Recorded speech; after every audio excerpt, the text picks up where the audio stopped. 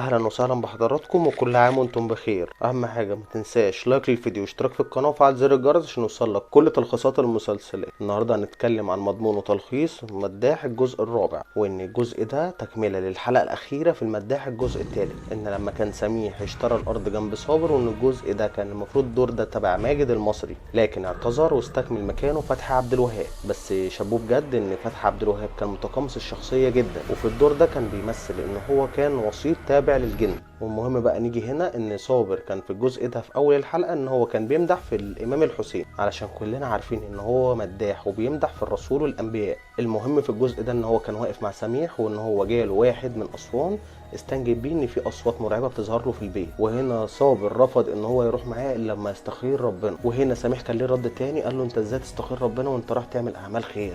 وهنا الراجل بيقول له انا كنت سامعكم وازاي تقولوا كده، ده انا مجهز طيارتين لاسوان. وهنا ركبوا معاه بالفعل وسافروا اسوان، واول ما وصلوا هناك سال الراجل اللي جابه انت جايبنا هنا ليه يا عم الحاج انت؟ وقال له ايه الحكايه بالظبط. الراجل راح رد وقال له ان في اصوات مرعبه جدا لبنت بتظهر في البيت. وبالفعل صابر ان هو طلب ان هو يخش المكان لوحده، لكن هم دخلوا معاه اصروا، ولقى فعلا ان في بنت جوه، لكن باين عليها ان هي روح متعذبه جدا، لدرجه ان هو فضل يتكلم معاها وكل اللي واقف لاقيينه ان هو بيكلم نفسه، ان هم اتصدموا فعلا ومش عارفين هو بيكلم مين. وفي الاخر صابر لقى نفسه بتشد من ايده وقالت له تعالى معايا هوديك مكان انا مدفونه فيه. وجي هنا بالفعل صابر دخل الحوش اللي هي دخلته فيه، وبيمد ايده في التربه يشوفها هي مدفونه فيه ازاي. وفجاه صابر وهو بينبش في الارض بيبص عليها لقاها روح شريره وعينيها سودا جدا، واترعب من الموقف. وفجاه البنت دي اختفت من مكانها، والباب اللي كان في الحوش اللي كان فيه اتقفل جامد، والاوضه ضلمت جدا. وفجاه ظهر انوار من الارض في التربه اللي كان بينبش فيها بايده. وفجاه صابر لقى نفسه مره واحده اتعلق في الجو، وراح طار اتهبط في الحيطه جدا، واتصدم ان هو بيعمل ايه. وفي الاخر ظهر له واحد على هيئه جن لابس اسود في اسود، واتضح ان ده صخر، وده اقوى ملك في الملوك اللي كان فاتت في الاجزاء اللي فاتت، هو القائد بتاعهم مليكه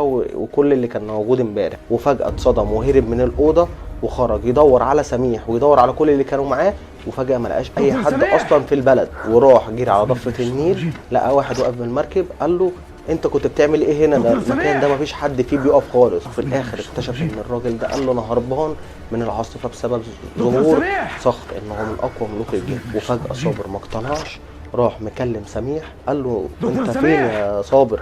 قال له انا في اسوان، انت كنت معايا؟ قال له انا في بيتك قاعد مع وسط اهلك ومستنيكم في العزومه. فجاه هنا صابر دم نشف في عروقه واتجمد، وما كدبش خبر. بالفعل صابر ركب اول طياره متجهه للقاهره، وفجاه وهو نايم عمال بيحلم بصخر ويتخيل بيه في كل حته في اماكن الطياره. فجاه صابر وهو في وسط الحلم حلم ان الطياره المحرك بتاعها ولع، وان الطياره بكل سرعتها اتجهت للارض وانفجرت. وفجاه صحي من النوم لقى نفسه غرقان في العرق ومصدوم، وعمال يكلم نفسه بيخطرف. فجأة اللي في الطيارة ما يسكتوش، لا دول صوروه وفضلوا يشيروا الفيديوهات بتاعته على السوشيال ميديا.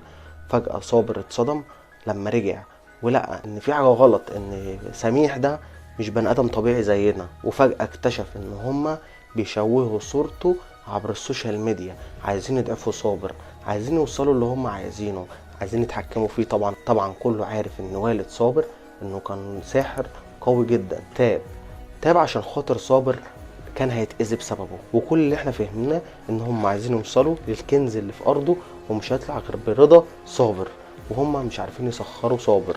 لكن صابر في الاول وفي الاخر هيفضل مكمل وضدهم.